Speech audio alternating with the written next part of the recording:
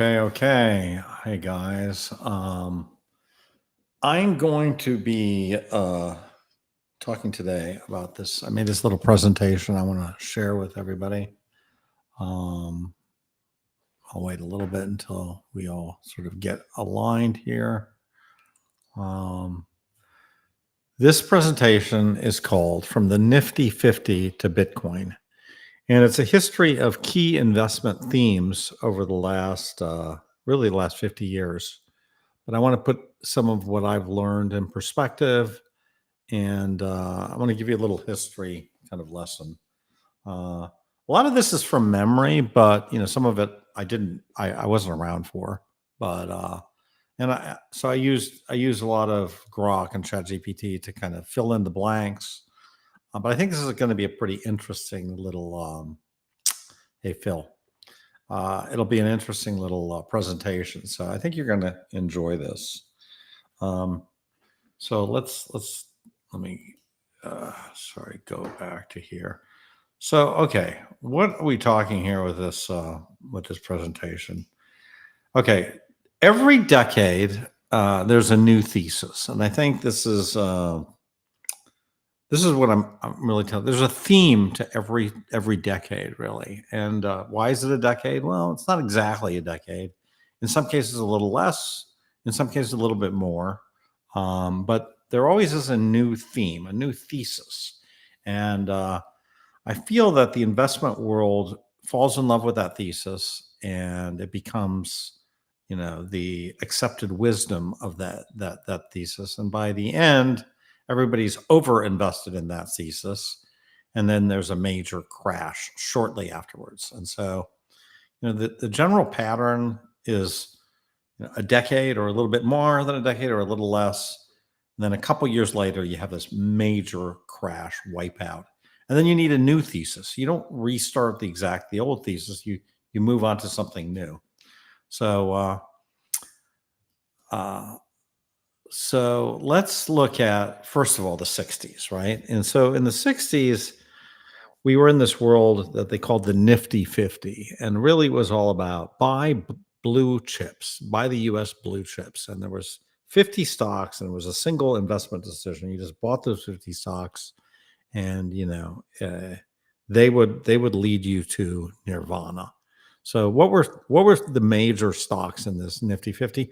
Well, first of all, there's IBM, right? So IBM had the complete and utter monopoly of the computing market. So you wanted to bet on computers, well, you bet on IBM.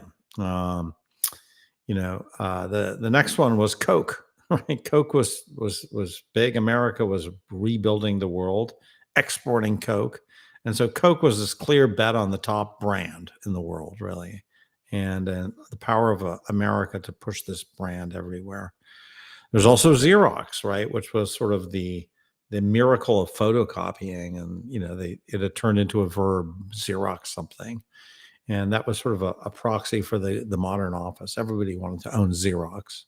J&J was kind of the healthcare play that everybody loved, and they were continuously coming up with new healthcare products for the American family. And then Polaroid. Polaroid was this, the Instagram of the 1960s. And so, you could take a picture, and it could not immediately, but within a minute, it could develop the picture. That was amazing. Just an amazing piece of technology.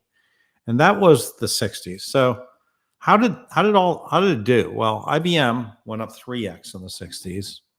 It got to a 50 PE, and then it crashed by 50% in 1973. All these things crashed in 1973, right at the oil embargo, right? So Coke went up 2.5 times, hit a 40 PE, crashed. Xerox went up 4x, hit a 45 PE, crashed 60%. J&J did better. It went up only 2x, but it crashed less. It crashed only 35%. And Polaroid was the biggest performer. It went up 5x, but it crashed the most, 70%. So we're already seeing a pattern, right? The ones that went up the most crashed the hardest, and they all crashed together, right? Every one of these major stocks crashed in 1973. So this was sort of the end of the Nifty 50 investment thesis in the 70s. So now we had to move on to a new thesis. And what was that new thesis? Well, it was commodities, right? Because what caused the crash of the 60s was the oil shock of the 70s. And so everybody was like, well, what we should do is be buying gold and oil, right? So stocks already fell in disrepute. Nobody wanted to own stocks, but people started opening up margin trading accounts on the Chicago Mercantile Exchange and the Chicago Board of Options. So people wanted to trade commodities, right? So what did they buy? Well, they bought oil, right? Because there was this oil embargo. And they also bought gold because don't forget in 1971, when Nixon moved us to a fiat standard in 1972, U.S. citizens were finally allowed to own gold again. And so, gold started skyrocketing. So, we had this Club of Rome book, and I remember seeing it. And my dad was a big gold bug and big believer in that we're all going to run out of resources. And so, everybody was buying oil and commodities. And the company I ended up working for, Solomon Brothers, had merged with a commodities trading firm called Philip Brothers, Fibro. And so, because commodities in the 70s were such a big deal. And so, how did this play work out? Well, it worked out fantastic in the 70s. Oil was up 9x. It went from $3 a barrel to $3.50 a barrel to $30 a barrel. And then it completely crashed in 1981, 82. Gold went up even more. It went up 23x, right? In the 70s, and it completely crashed 65% in 81 and 82. So same kind of pattern, right? And we had this, decade-long boom, and then we have followed by a pretty major 70% crash in oil and gold in the 80s. And why did they crash so much? Well, interest rates went up a lot in 1981 with Paul Volcker. And then the interest rates were slowly reduced. And, this kind of broke the back of the cartels, really. So that was the story on oil.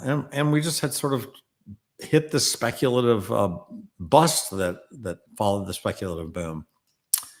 Okay, so now we get to the 80s. Okay, so what was the big story in the 80s? Well, there were a few big stories, but the one that really resonated for me was Japan.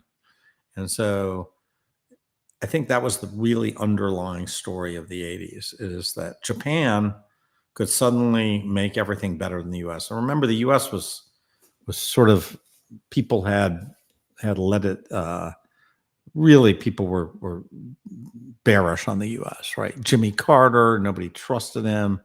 Nothing was working. We had trash piling up in New York. New York was just terrible. We had this labor problems, unions. We had massive unemployment. We had massive stagflation in the U.S. But by the 80s, you looked around again. People were like, I can't invest in and even the commodities market was starting to bust. Well, what was the thing that was now the shining the shining light on the horizon? It was Japan. So Japan had, all these factories that started making, watches. Then they made motorcycles, Honda, and then they started making cars. And then that really, that was the big thing, I think, that just kind of shocked America. And of course, with these high oil prices, Americans didn't want these big gas guzzlers anymore. They wanted cheap, efficient Japanese cars. And so, the Japan economy was growing at 5%. It was an economic miracle. And, it was fueled by really low interest rates in Japan. And what happened was the yen just started appreciating like crazy. And I remember this very well from my days at Solomon Brothers. Every month it seemed the yen would just be notching up relentlessly. And what that meant is, the Japanese could start buying anything, and they bought everything. So as their currency appreciated, they bought like crazy, and they became incredibly arrogant. And all the money, it seemed, by late '89, all the money was in Japan. And so I actually, at that point, was working for a U.S. primary broker dealer, Greenwich Capital, in the ARB group. But we were owned by the Long-Term Credit Bank of Japan. So I spent a lot of time in Japan, learned Japanese, and Long-Term Credit Bank of Japan, which is Chogin Chinko Ginko. Chogin was worth more than Citicorp. It was 3 times as much, right? So these companies were just absolutely had monster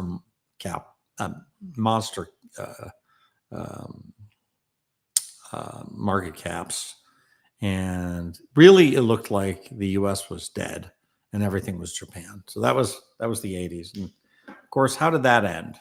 Well, the Nikkei, if you had gotten in at the beginning of the 80s, you would have been up 6x by 1990. But then we had this kind of massive 50% drop in 1992, and it just continued on for another decade. And so we were down 80% in 2003. So really similar to the U.S. back in 1929, 30. When basically the Dow Jones went from like 300 to 30, right? Not quite as bad, but almost, right? And so we had several lost decades. The entire 1990s in Japan was a lost decade. The entire 2000s in Japan was a lost decade. And just recently we kind of recouped back to the Nikkei levels of the late 80s, right? And so I was just recently in Japan, and it's amazing because Japan used to be the most expensive place in the world, and by far, and now it's pretty cheap. Their economy has been decimated by 30 years of bad management. Okay, now we have the 1990s. Well, what happened in the 1990s? Anybody who's involved in Japan in the 80s just got taken out on a stretcher. So people started now moving towards this U.S. tech story, right? And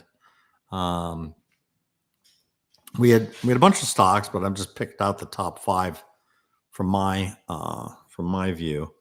Microsoft, right? Microsoft went public in, I think, 1981, but it really in the 90s, it was just sort of dominating. It's the king of software at this point, just replacing IBM. Cisco, right? Everybody loved this story. The Cisco, the picks and the shovels of .com. Everybody was saying, well, I don't want to pick .com companies, but Cisco, they're providing the picks and shovels, the infrastructure. You got to love that. Intel was the clear absolute leader in semiconductors. Amazon, just starting. It started in 1995, but or 98, I think. But by the 99, 2000, it was really celebrated as kind of this up and coming king of e-commerce. Everybody knew it was going to be big. Everybody was betting the farm on it. And then, of course, Oracle, right? Oracle, provider of databases for enterprise, and really just kind of the leader in enterprise software as opposed to small business software for Microsoft, right? So that was the thesis of the 90s. And, again, it was really great for a decade. And if you were involved in US tech in the 90s, you did great. And of course, then it crashed huge. Now, these moves up were just enormous, right? Microsoft went up 120x in the 90s. Just amazing. I had to look these things up. Cisco was up 800x. Intel was up 150x. Amazon was up 60x. Oracle 160 times. And all of them crashed, a minimum of 50%, but Amazon was 95% crashed, okay, from where it was. So again, lived through this. I had a company myself that I was taking public in 1999, and we never did take it public, but we ended up selling it. But yeah, so there was this was the story of the 1990s. Now, in the 2000s, that story was completely obliterated. So everybody started focusing on real estate, right? And the thesis there was, well, tech is too risky. Let's just focus on housing, right? And interest rates had collapsed, and we now had sort of this easy lending, that including to subprime people who really should have never gotten mortgages. And the core markets there were really Miami, Florida, Tampa, other parts of Florida, but also Phoenix to some extent, and Los Angeles. So we all kind of know how that ended up. We've watched The Big Short. Miami condos went up 4x in this period of 7 years from 2000 to 2007, and they crashed 50% in 2008. The Case-Shiller index, it's kind of the general measure of real estate in the country, went up, doubled, and then dropped 30%. And then, of course, you had all these credit default swaps because half the game was who's providing all this capital to these guys, and of course you had AIG just go bankrupt, and all these banks get taken out. Shearson, of course, getting taken out. Bear Stearns getting taken out, and you have a few people made a ton of money on these credit default swaps, and sometimes up to 100x their money, and that's kind of Michael Burry in The Big Short. So yet again, another decade, another completely new theme, and then another complete collapse. Okay, so I think we're seeing a sort of pattern here. And what about the 2010s? In the 2010s, now we've had this real estate collapse. We got back out of the great financial crisis, and we had a new boom. And the boom was invest in U.S. tech again. Okay, so this time around, it wasn't just .com. However, it was cloud computing, social network, and e-commerce. So in particular, the biggest stories were Apple, right? We had the iPhone that was invented in 2007, right? We had the apps. We had Amazon, right? And just AWS was just a revenue machine, right? We had just sort of the real growth of e-commerce was really starting to kick in, in that sort of gap period. It took 10 years, but 20 years later, 15 years later, it was really starting to kick in.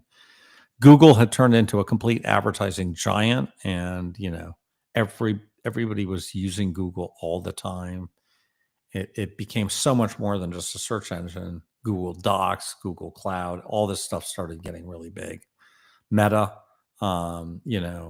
massive growth in social networking. They bought Instagram, and starting to get like 1 billion users a day. And then of course Tesla had this EV story. Company wasn't created originally by Elon, but the EV story was the timing was just perfect for this. We have a lot of environmental movement coming out. We had Al Gore with the movie An Inconvenient Truth, and everybody wanted to be green, and there was this this story of I need to be a socially responsible individual. And so these were the themes, and basically US tech nailed it, right? Nobody else nailed it. Japan was just a train wreck at this point. But America was just killing it in 2010. And how did these things do? Well, they did great. Apple was up 10x, Amazon was up 12x, Meta was up 8x, Google's up 4x, Tesla was up 20x. Okay.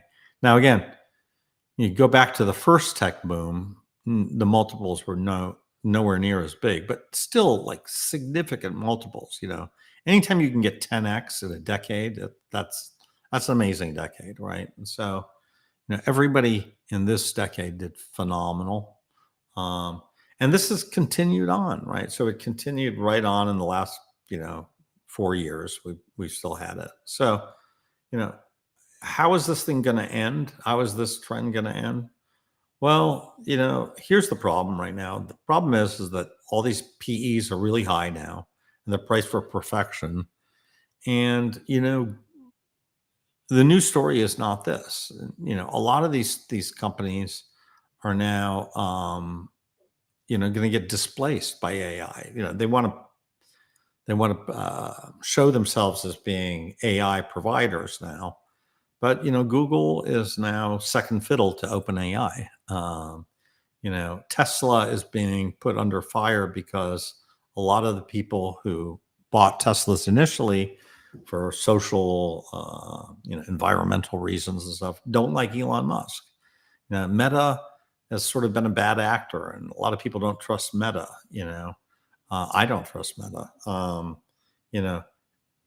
Amazon doesn't have too many blemishes, but it a lot of people don't like it. In particular, Trump's been a little bit tough on these guys, maybe threatening to tax them.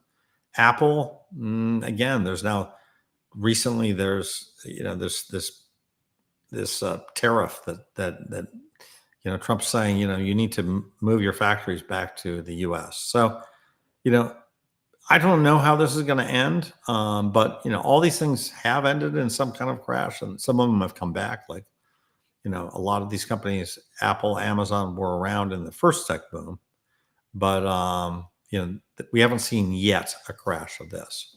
So now let's go back to the era that I think we're in right now, and I think there really is a clear story right now, which is invest in Bitcoin and AI. Right, that's the news story. Now, invest in Bitcoin is pretty clear. I think Saylor's, really, really kind of made the case for Bitcoin to most investors. And, whether you call it digital gold, digital property, perfect money, I don't care.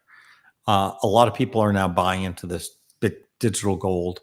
There's only 21 million of these things. We got to buy it. We got to own it. And then I think the real narrative here is AI is taking over the entire world growth narrative. And why would you even be interested in Google? You want to be interested in ChatGPT or Anthropic or Grok maybe, right? So we've got this news story. So that's really the way I look at it. And how is this thing going so far? Well, it's going really well. Bitcoin's up 13x since January of 2020 so far, and Nvidia is up 22x. And both of these kind of ideas seem still, in my view, poised for some pretty massive gains. I think these things tend to run for a little longer than these major ideas than just a few years. So I would say we still got ways to go on both of these themes. What are some of the potential? We don't know how these things are going to end, right? And but quantum is certainly a risk for Bitcoin, and there's a risk that AI might get ahead of itself and might need to be reined in by governments. There's some kind of AI apocalypse. People say we've gone way too far. People are still talking about it, but we don't know. We're in the middle of a bull market for both Bitcoin and AI. So again, I just want to review it again, one briefly. 60s, we have this simple idea of buying blue chips. 70s, we have this idea of investing in commodities. We're sort of, we always have these throwbacks, but right now we still have Peter Schiff, who's sort of repeating this gold stuff, but it really belonged in the 70s. The 80s, we kind of this new narrative of buy Japan. The 90s, we have this new narrative of buy US tech companies. That's where you want to put your money. In the 2000s, we have this narrative of, just fix up a house, buy a lot of apartments in Miami. That's where you want to put your money. In the 2010s, we had you got to get involved in tech again. That's it. And then the 2020s, we have Bitcoin and AI. So, that's kind of how I see the landscape generally. And I haven't seen the chat. I guess we don't have too many comments, but yeah. So that's it. What to learn from it? Look, I think these key things, these key kind of metrics thing. These key things are where the entire thing. Let me just remove that guy. Yeah, the key ideas are where all the action happens, right? In the 70s, if you got involved in stocks, you got your head handed to you. In the 80s, if you weren't somehow involved in Japan, I don't know what you were doing, but that was where the action was. If in the 90s, you had to go into tech. So kind of my story is I've always sort of chased the money. So in the 80s, I was involved in Japan quite a bit. In the 90s, I did kind of move back to California, and I moved to California, not back. I moved to California, and in the 2000s, I wasn't really involved in the real estate market in any significant way, so I just kind of sat that one out. In the 2010s, I was involved in tech, and now I'm involved in Bitcoin. So, that's kind of my thing. And yeah, I'm with Nick. Look, this could be the end of our chapter, right? So this thing may have like 7 chapters into it, but we're rapidly hitting our extinction level because once and I agree with Nick that once we get sentient AI, I think our main goal is going to be playing frisbee and I don't know, not chess. We're going to play the piano and frisbee, and I don't know. We're going to go watch German movies and stuff. But quantum preparedness, look, I'm very negative on quantum long term. And why am I negative? We could prepare for quantum, right? But I think the problem is, and I think Alan Greenspan said this once. He said that the characteristic of bear markets is nobody ever sees them coming.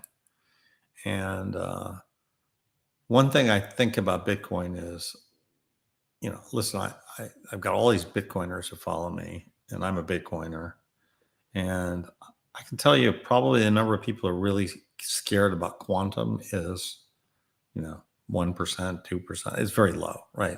So there's this degree of complacency in the market. And, I think that's good for the next couple of years, right? Because I think that tells me that we don't have to really worry about quantum for 3 years, right?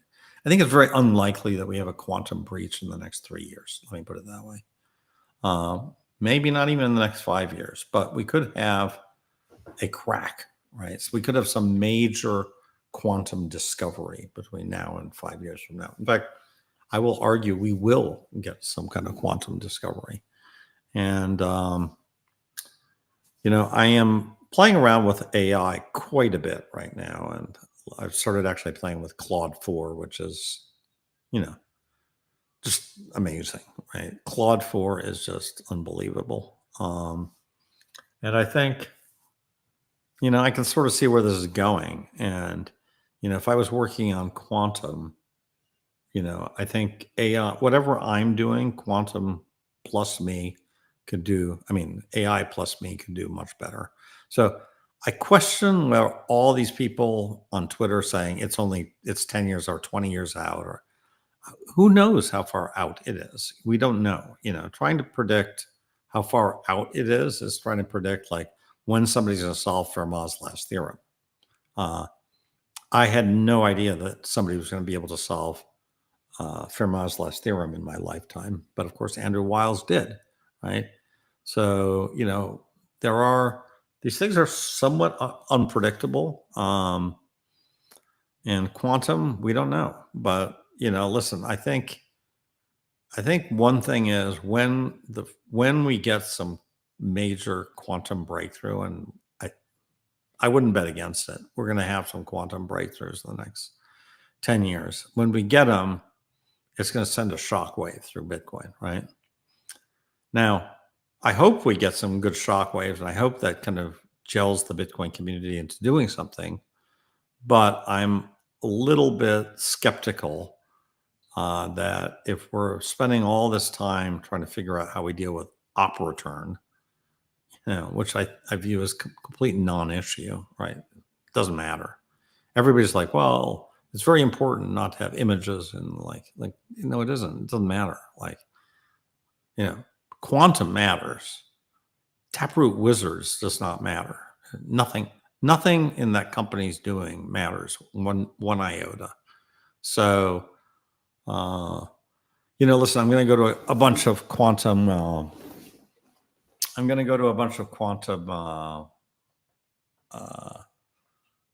Events next week.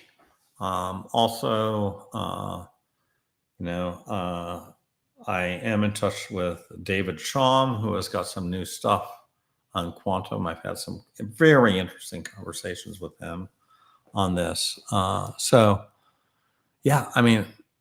not that it's not solvable. And, JJ from Tao was like, well, of course, it's very easy. We just migrate to this lattice,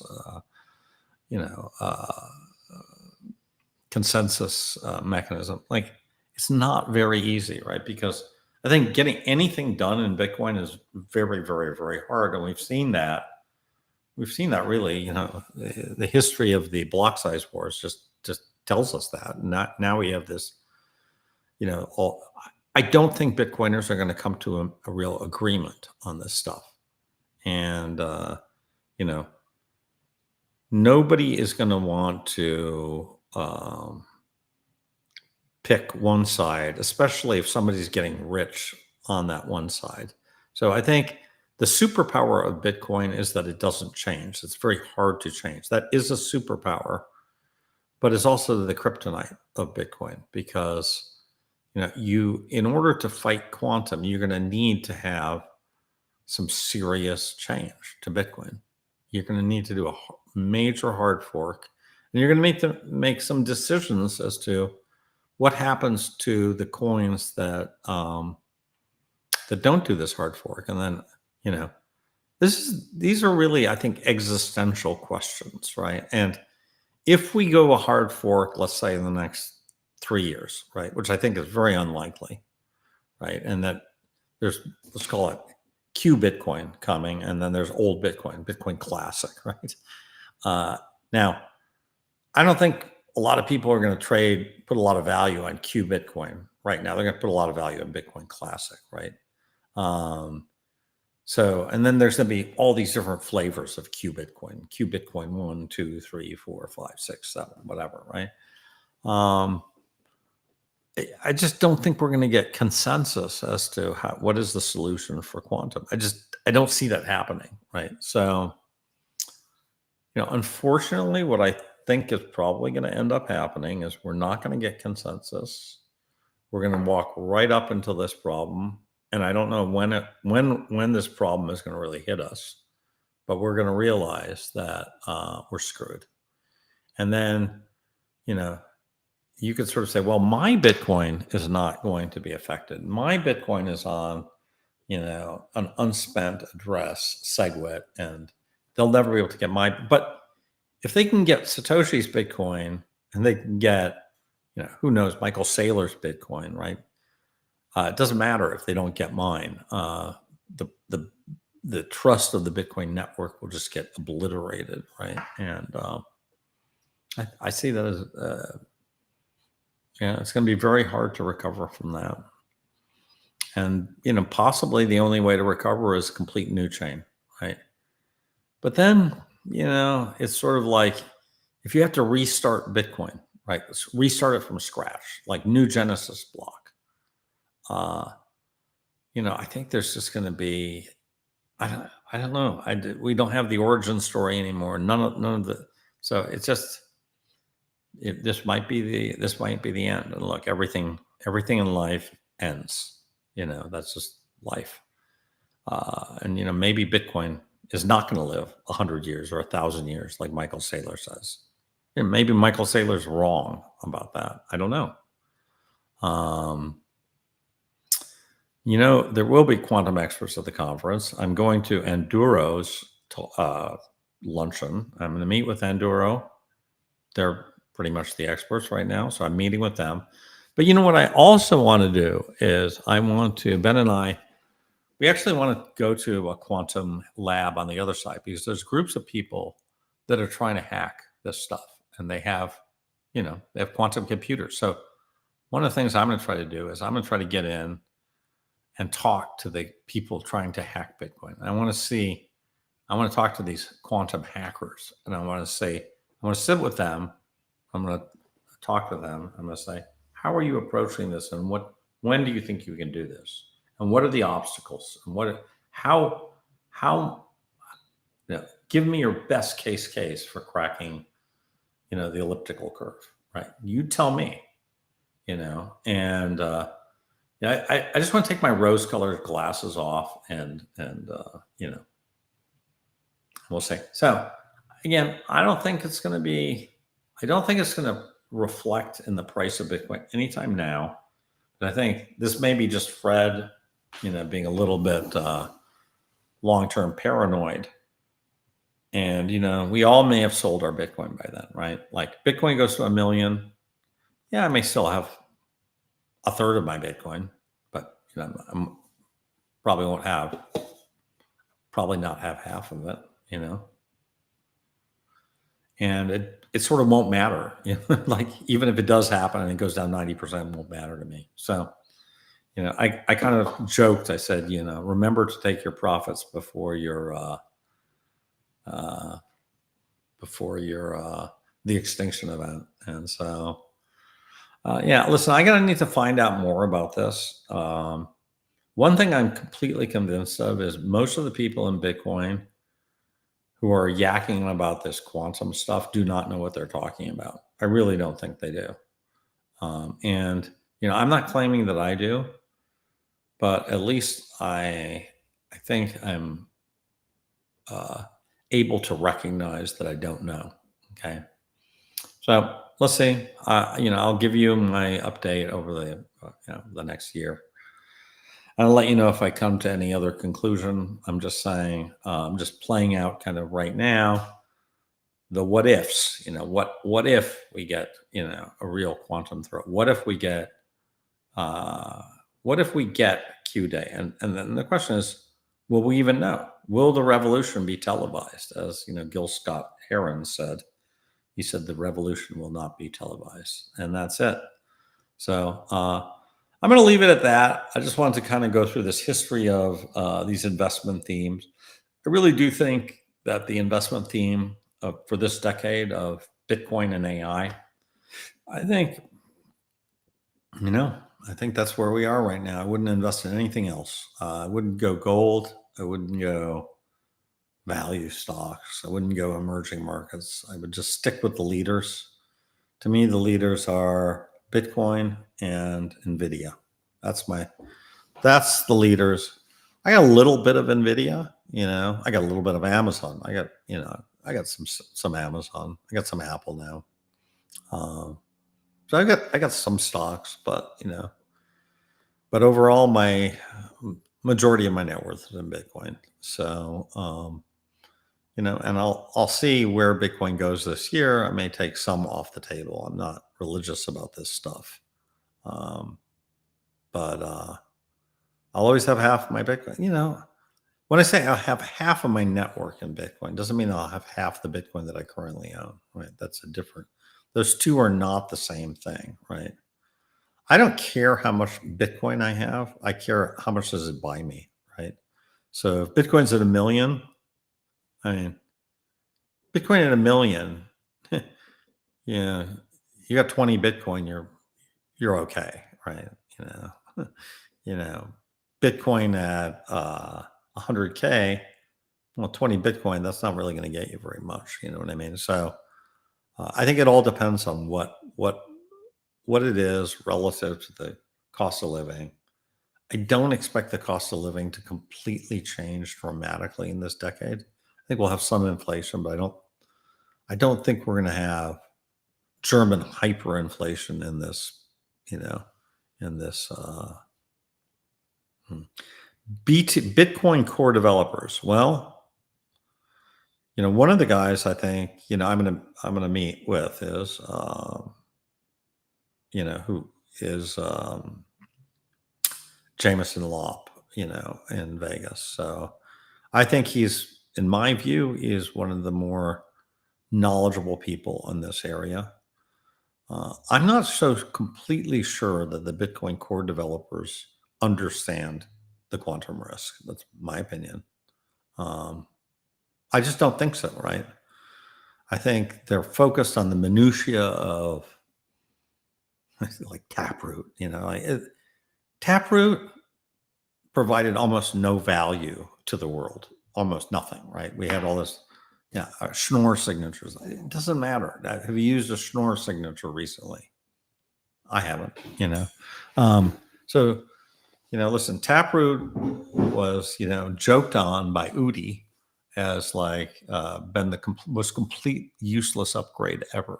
Of course, ironically, Udi then built Taproot Wizards and tried to, you know, make millions of dollars selling ordinals for cats, ordinal quantum cats and stuff. So, you know, look, and I don't own any quantum cats, but look, I mean, I'm not knocking his efforts, but like, you know, look, the Bitcoin developers are just they're blinders. They don't understand it. This is a bigger problem. We have to solve this problem at the community level. And unfortunately, there's no, you know, there's no council of elders, you know, who are going to be in charge of this, right? Everybody's like, well, they'll figure it out. Who's they? Who like, really? Who is they? There's nobody. Is Adam Back going to figure it out? No. Adam Back actually says this is not a problem. Okay. So he's literally on record saying this is completely not a non-problem. We have nothing to worry about. Maybe he's right. I don't know. But Jameson Lopp thinks it's an absolute problem. So I view that it's, you know, it's a big enough problem that if we do not have a migration path within 3 years, I am definitely reducing my Bitcoin. Definitely. Okay. Because I am not going to sit there and go, nobody's going to solve this thing. Because no, I don't want to be around with all my assets in Bitcoin and then have some guy like, you know, crack Satoshi's wallet, you know. And I with the help of AI, I created this thing. Let me see if I can find that post because I think that post it's a pretty cool little post. I mean, I'm just going to review that post real quick. But you know, I sort of had AI come up with this, you know, this sort of scenario of how, you know, how we kind of, you know, how we kind of go into a complete meltdown of Bitcoin. And let's see if I got it here. You know, within 48 hours. Let's see. Of course, I can't find it with Twitter right now. Maybe.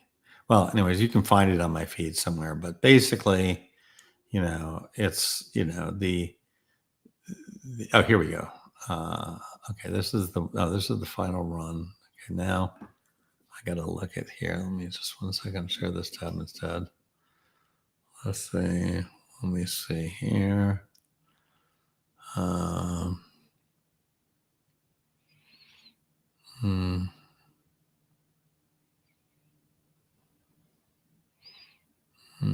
me see this thing here. No, I can't find it. Anyways, yeah, look, I think it could happen, and I think it would panic the Bitcoin community like literally like a bomb in a hotel, And the problem is with Bitcoin, with these small blocks, right? If you want to transact out, you want to sell your Bitcoin, selling your Bitcoin means that you're paying the mempool, and those fees could go up. Who knows? In my little AI assisted novella, they go up to $100,000 per transaction, right? But it's possible, right? And there's no exits. Nobody will buy your Bitcoin if there's a quantum breach. It literally could go no bid. So I'm not trying to FUD the world, okay? And if anything, if people say, don't worry, it's not a problem, I say, glad. I'm really glad you're saying that, because that means we're not going to discount it, right? Because Charlie Morris was said to me, he goes, what? He said to me, he goes, well, Fred, if we're fucked in 2030, well, then by definition, we take the present value of the fuck and we're fucked today, right? So maybe we're only 50% fucked today because there's probabilities and stuff, but we're still fucked today. But I think people don't think this is a problem, so I think we're not so fucked today. I think we could go up quite a bit. So I'm pretty bullish for the next couple of years, actually. I think, I just kind of want to give you my overall perspective of these big markets, some of which I've been really involved in, like Japan.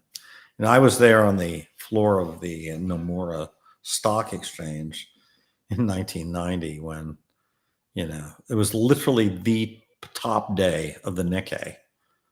20 years later, it still was below that price, right?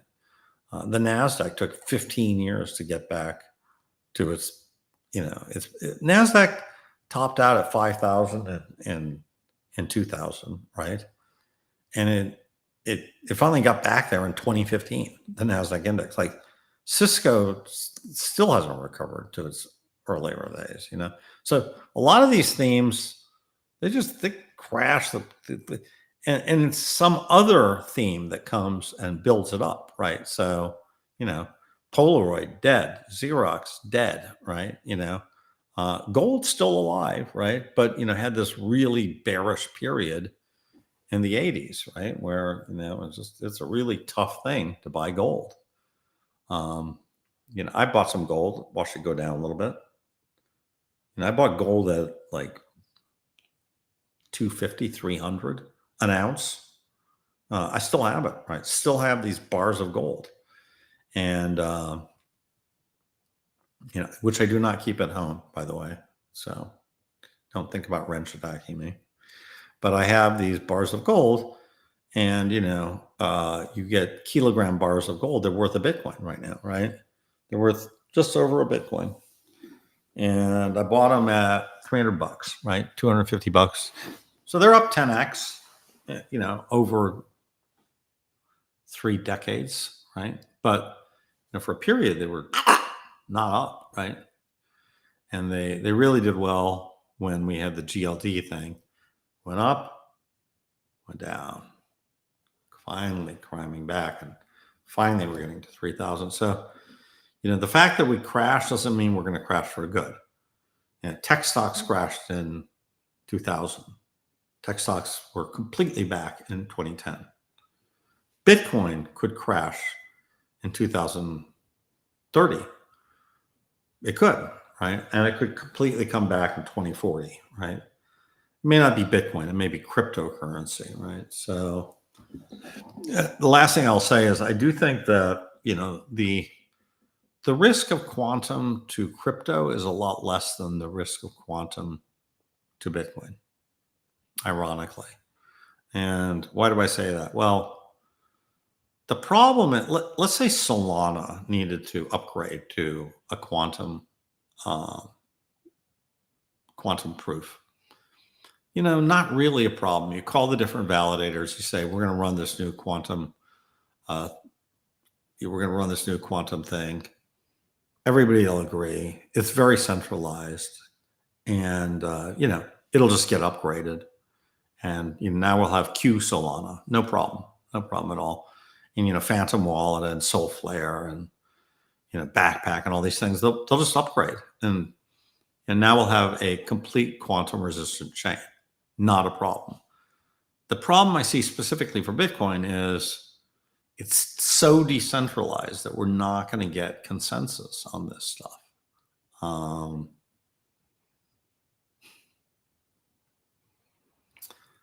Well, quantum wave collapse. I don't know. I don't know. All I'm saying. Fred has some nice stuff, Josh. Well, you have some nice stuff, and then we all have some nice stuff. Yeah, stuff's not the issue right now. The problem is as you get older, as our friend Tom Young said, you have more money than time, right? So I'm already at that point, right? I'm not going to change my lifestyle very much. But unfortunately, I am like everybody, we're all getting older, right? So, I have 20 years to become Joe Biden. Hopefully I won't be Joe Biden. Hopefully I'm not going to just lose it. I'm going to keep exercising my brain until the very end, which is one of the reasons, by the way, I love doing these things. I like doing projects. I like, meme. I don't care. Like all that stuff keeps me smart. Just like playing chess, like playing maybe my piano. This is doing crosswords. I love doing all these things. So, but I do think that